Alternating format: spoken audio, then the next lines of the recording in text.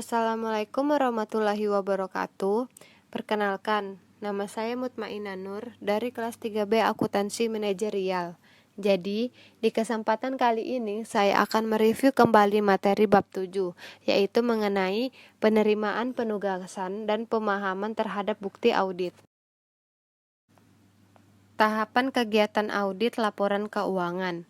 Yang pertama, penerimaan penugasan audit. Penerimaan penugasan audit adalah mengambil keputusan untuk menerima atau menolak suatu kesempatan menjadi auditor calon klien.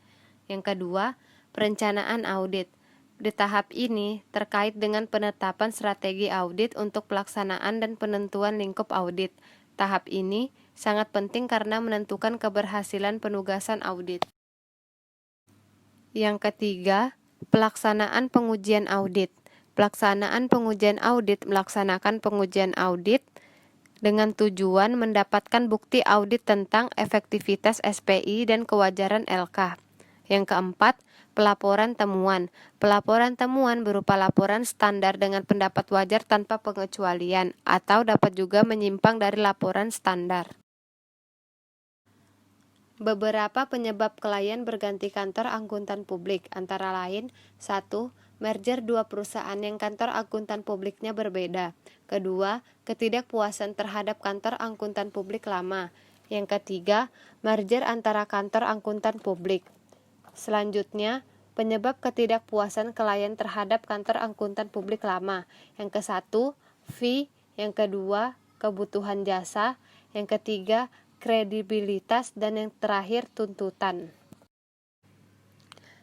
Yang harus dipertimbangkan sebelum menerima penugasan.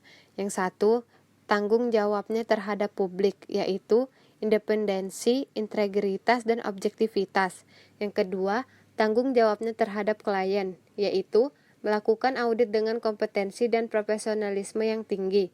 Dan yang ketiga, tanggung jawabnya terhadap rekan lain seprofesi, yaitu mengembangkan kehidupan profesi dan kemampuan melayani publik.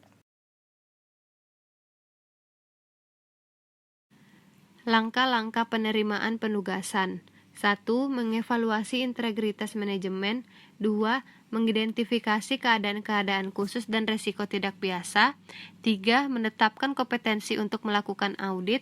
Yang keempat, mengevaluasi independensi. Yang kelima, menentukan kemampuan untuk bekerja dengan cermat dan seksama mengevaluasi. Dan yang terakhir, menyiapkan surat penugasan.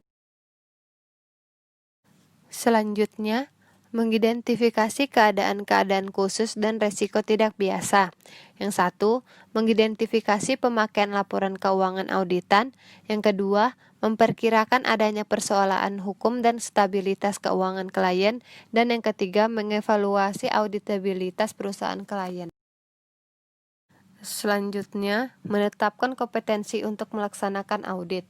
Penetapan tim audit umumnya terdiri dari 1 partner yang bertanggung jawab untuk seluruh penugasan, 1 atau lebih manajer yang bertanggung jawab untuk koordinasi dan supervisi, 1 atau lebih senior yang bertanggung jawab terhadap program audit dan supervisi staf asisten, dan yang terakhir, staf asisten yang mengerjakan prosedur audit yang diperlukan. Menentukan kemampuan untuk melakukan audit dengan cermat dan seksama. Saat menunjukkan, umumnya waktu 6-9 bulan merupakan jangka waktu yang memadai bagi auditor untuk merencanakan pekerjaan audit. Penjadwalan audit ada 2. Yang 1, pekerjaan intern. Pekerjaan lapangan yang dilaksanakan 3-4 bulan sebelum tanggal neraca. Dan yang kedua, pekerjaan akhir tahun. Pekerjaan lapangan yang dilaksanakan beberapa minggu sebelum neraca sampai 3 bulan setelah tanggal neraca. Selanjutnya, personil klien. Pemanfaatan personil klien akan berdampak besar terhadap penentuan jumlah staf dan jadwal audit serta biaya audit. Pemanfaatan personil klien juga berdampak terhadap 1. Prosedur untuk memperoleh pemahaman atas pengendalian intern. Kedua, pengujian pengendalian. Dan yang ketiga, pengujian substantif.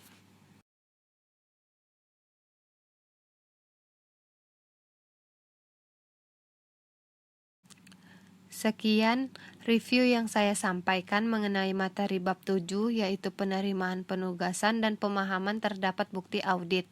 Kurang lebihnya saya mohon maaf. Terima kasih. Wassalamualaikum warahmatullahi wabarakatuh.